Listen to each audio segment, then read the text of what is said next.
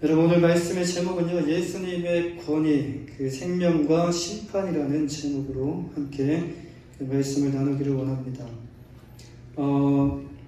여러분 혹시 차를 운전하고 가시다가 그 신호등에서 이 빨간불이 만났을 때, 여러분 이 빨간불이면 어떻게 우리가 그 차를 운전을 하죠? 어떻게 행동하죠?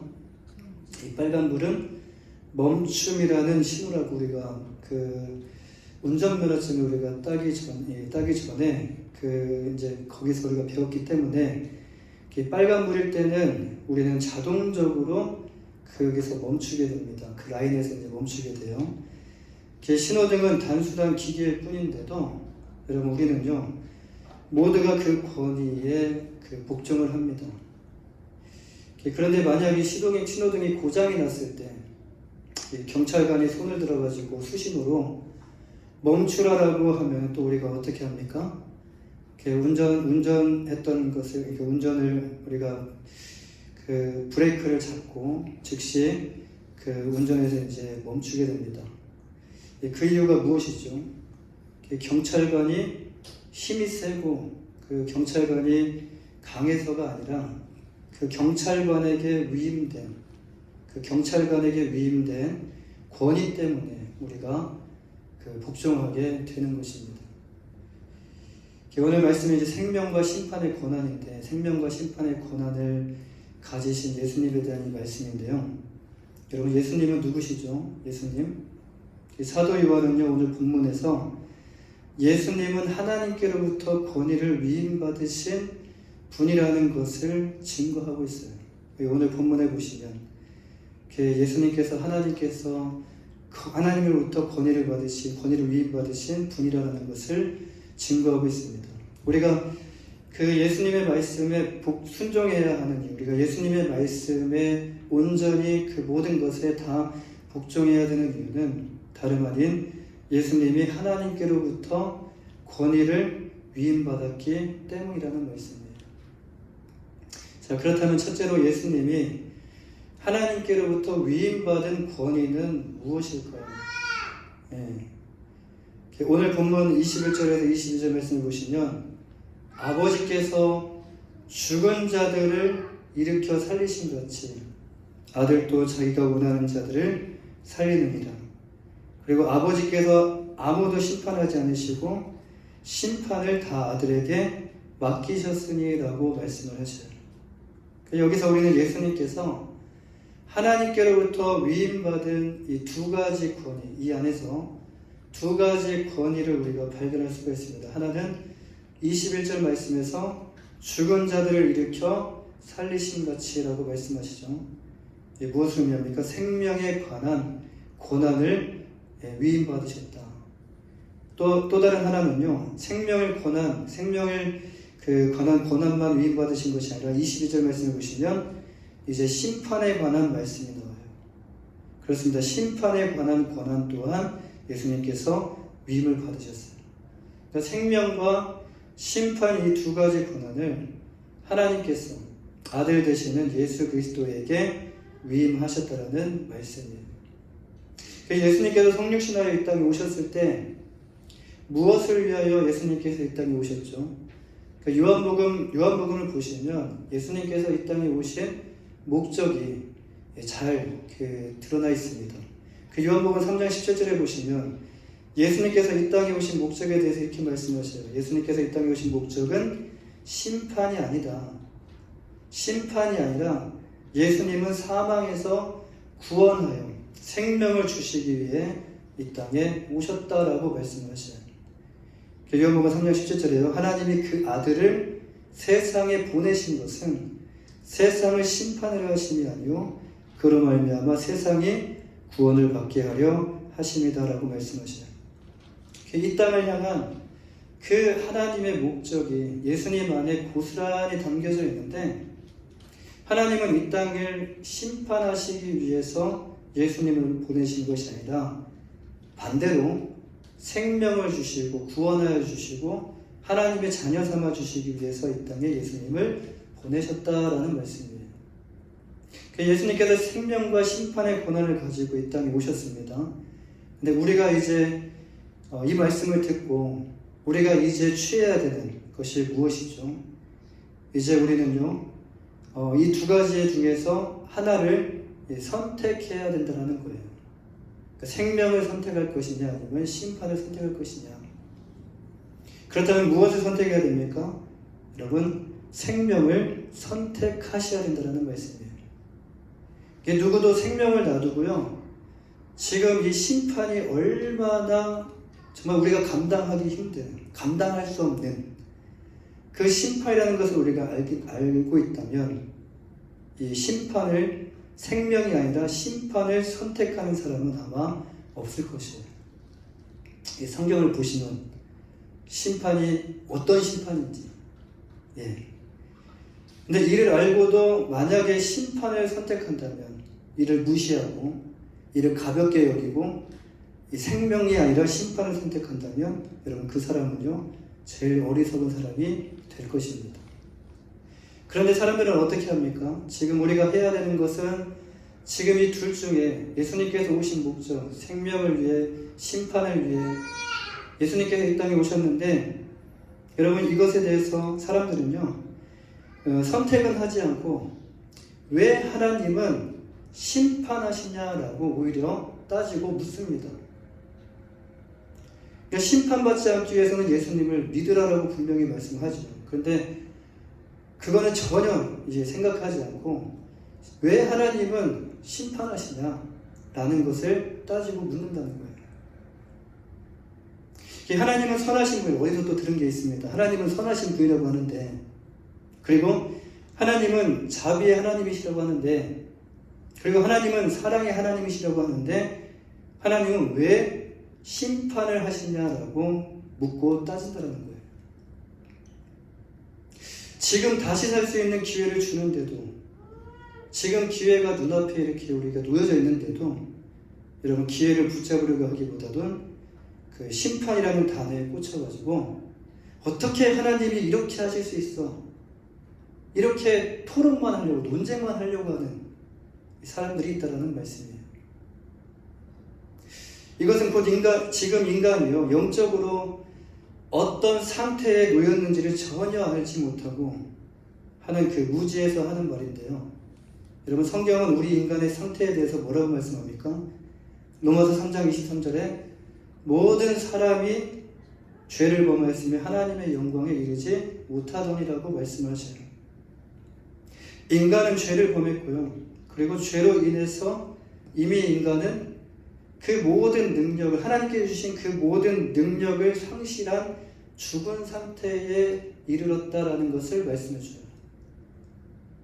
성경은 죄에 대해서, 죄의 싹스에 대해서 뭐라고 말씀하시냐면, 죄의 싹스는 사망이다라고 말씀하셔요.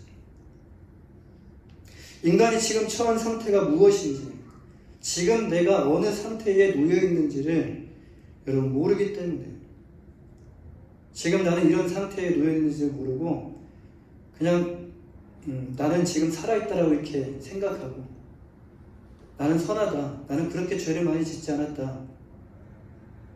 그러니까 심판이라는 그 단어를 들먹거리면서 하나님께 어리석은 질문을 계속하고 있다는 것이에요.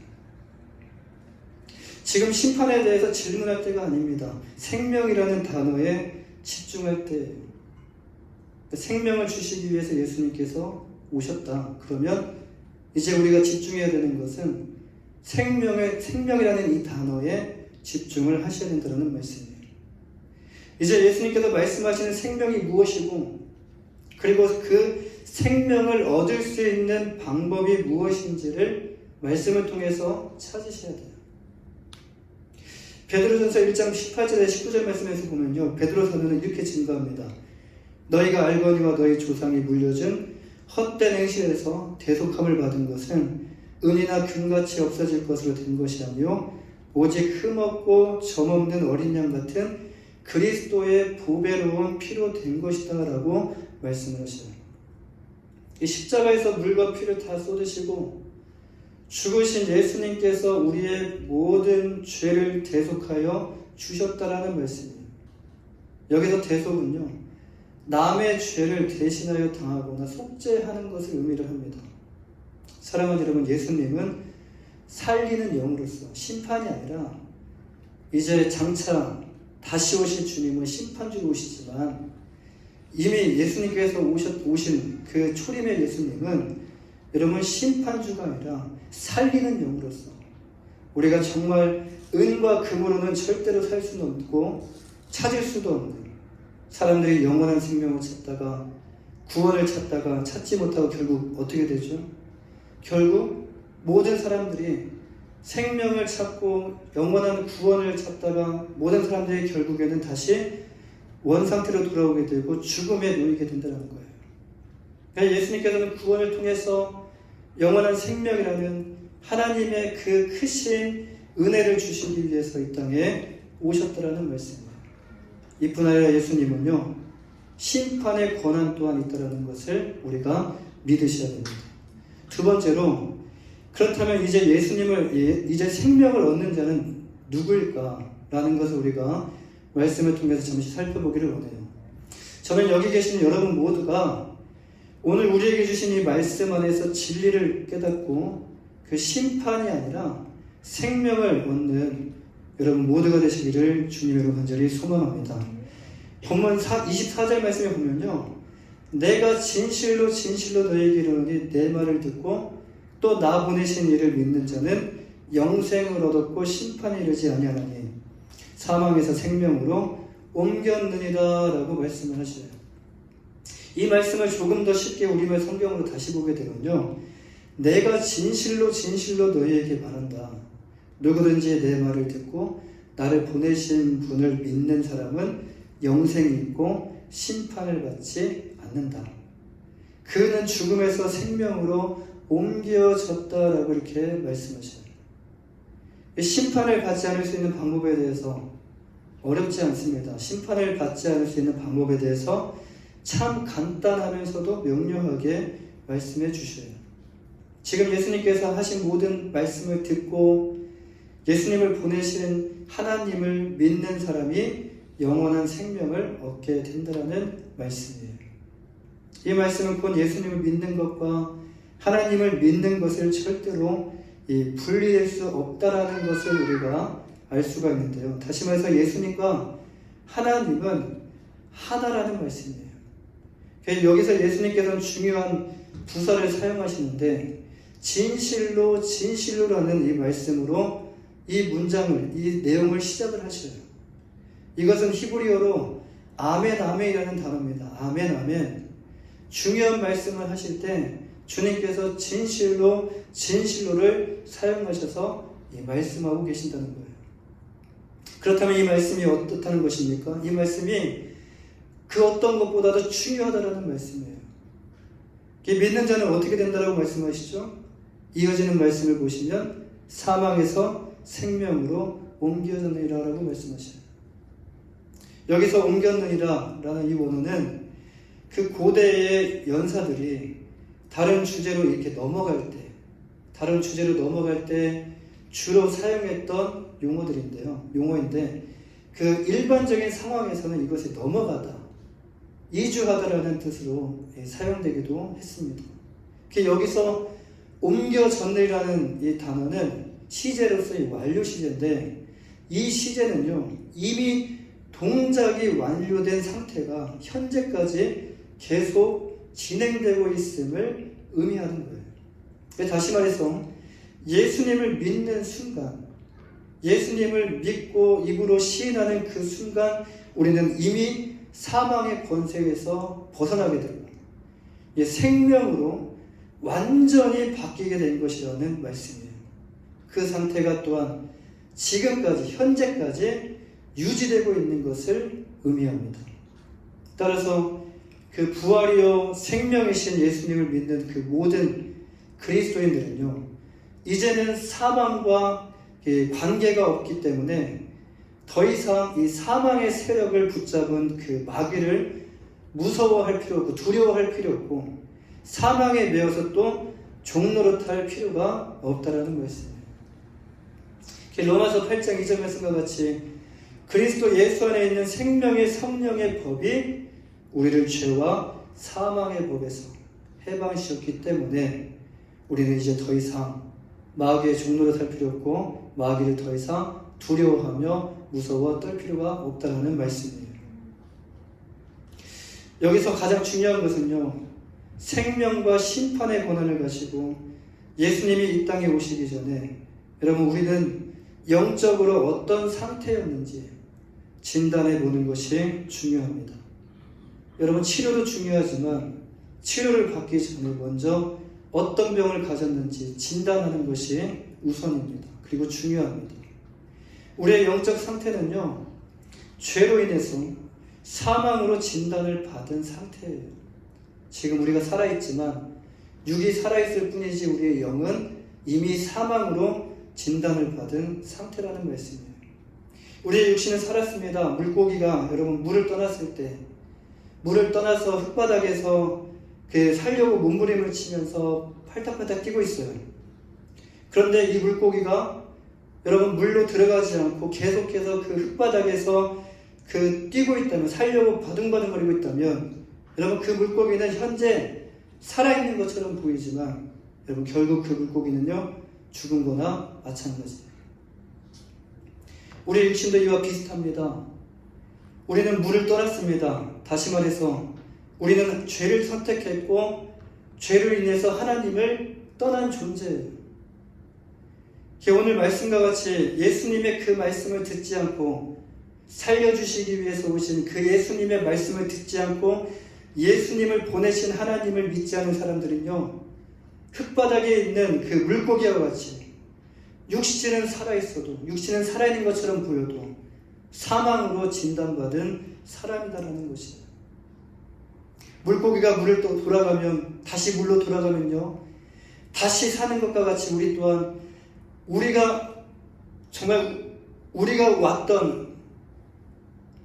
돌아가야 될 그 하나님의 품으로 우리가 돌아갈 때 우리가 영원히 살 수 있게 된다는 말씀이에요.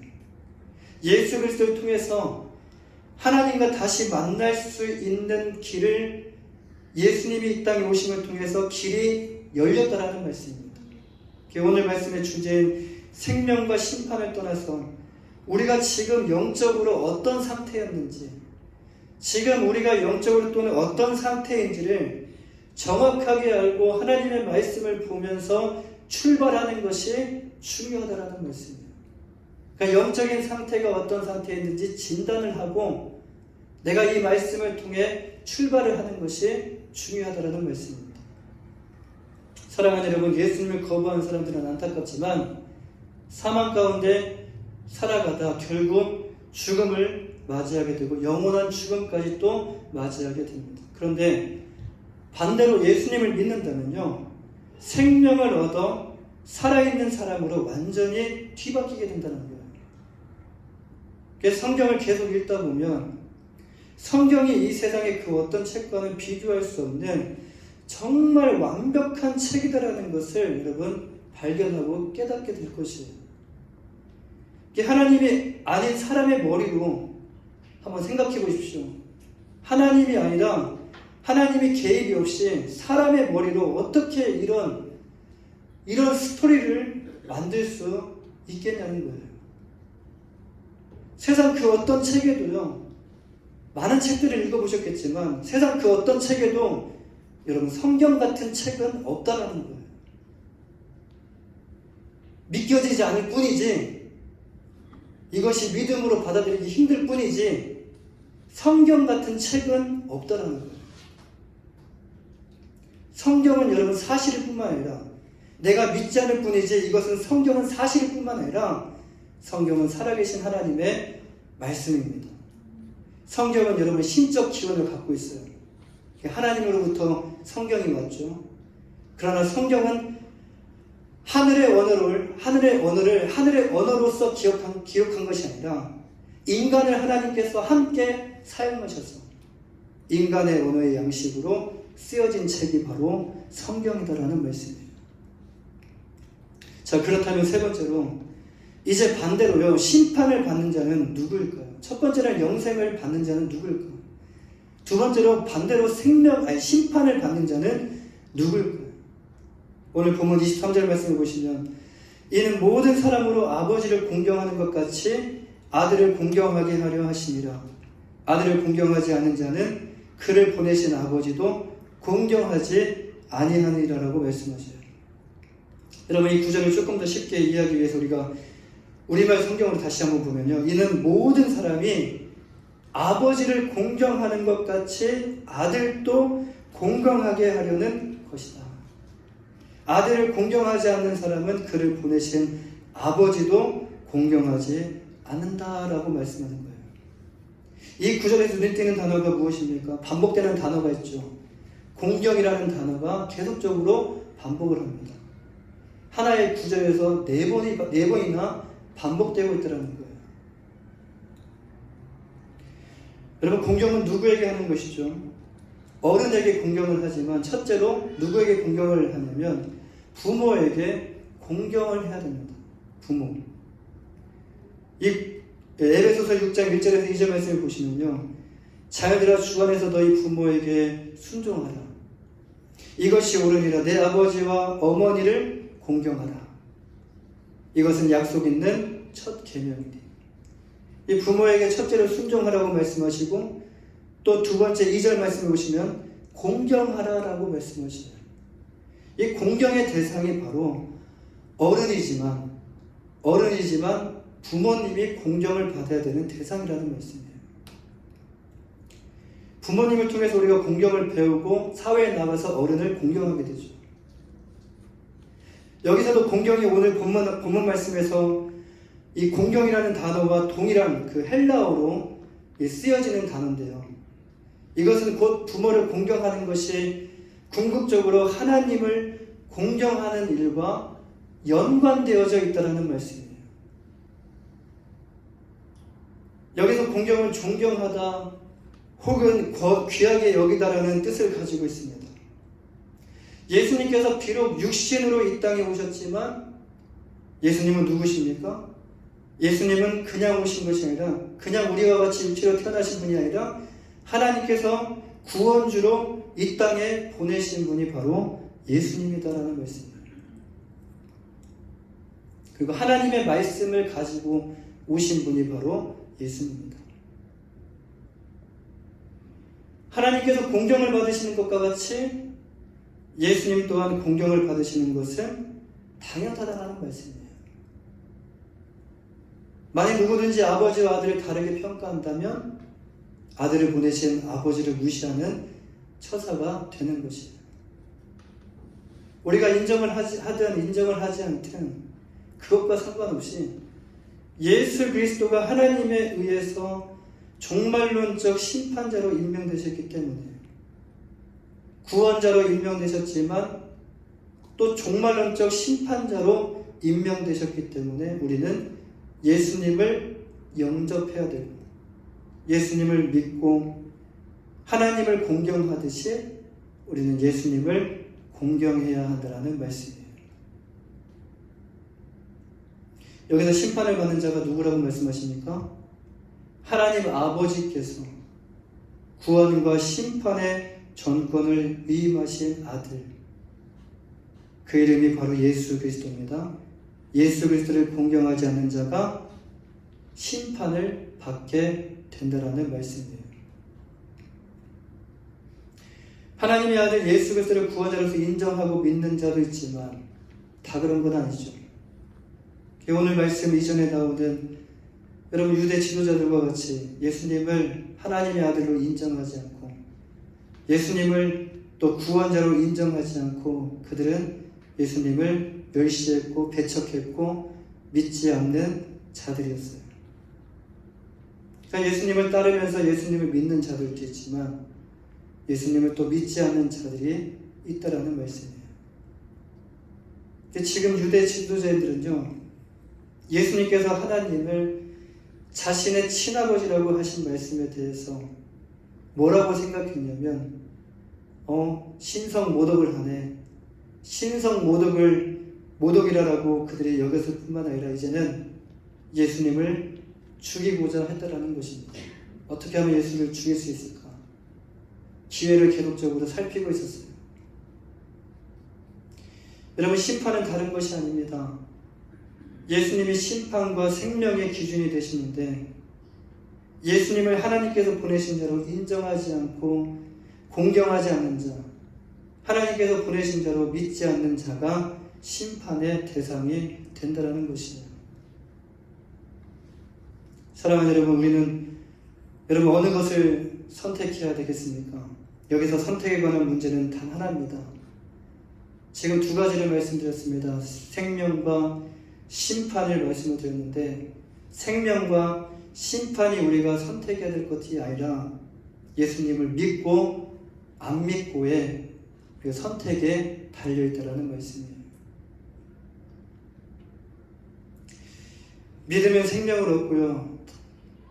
그리고 그렇지 않으면 심판을 받게 된다라는 말씀이에요. 굉장히 단순하지만 명료합니다.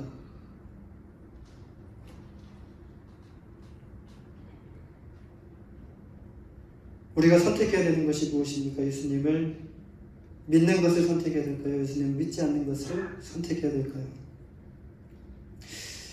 이것은 미국의 유명한 설교자 척 스윈돌 목사님의 글 중에 나오는 이야기인데요.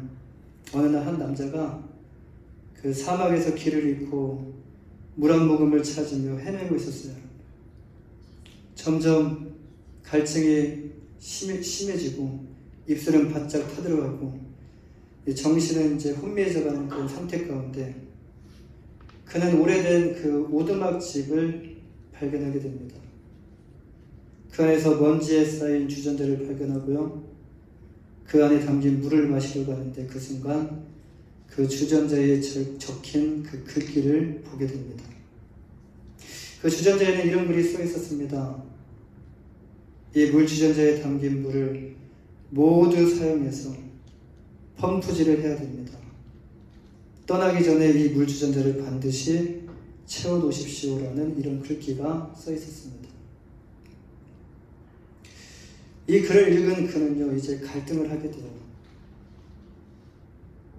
이 물을 다 내가 마셨을 때는 갈증이 해소되겠지만 이 물을 만약에 여기다가 이 물을 채워 넣게 된다면, 만약에 물이 나오지 않는다면, 그런 생각으로 갈등을 하게 돼요. 지금 물은 보입니다. 그러나 저 밑에 있는 물은 보이지 않아요. 지금 이 물을 마시면요, 당장의 갈증은 해소될 수 있지만 이것을 펌프에 물을 넣으면 더 많은 물을 얻을 수 있다는 이 믿음을 가져야 된다는 것이에요. 결국 그는 결단을 내리고요, 주전자의 모든 물을 펌프에 붓습니다. 처음에는 아무런 변화가 없었어요. 반응도 없었어요. 하지만 계속해서 펌프질을 하자 시원한 생수가 쏟아져 나왔다는 것이에요. 그는 갈증을 해소하고 그 물을 주전자에 다시 채워서 다른 사람을 위해 놓아두었다는 이야기입니다.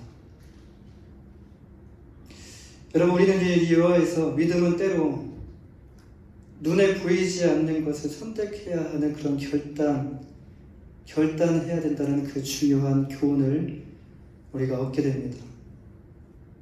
오늘 본문에서 하나님 아버지께서 아들 예수님에게 심판을 맡기셨다라고 말씀을 해요. 보이지 않죠. 현재 내가 심판을 받는 것이 아니기 때문에.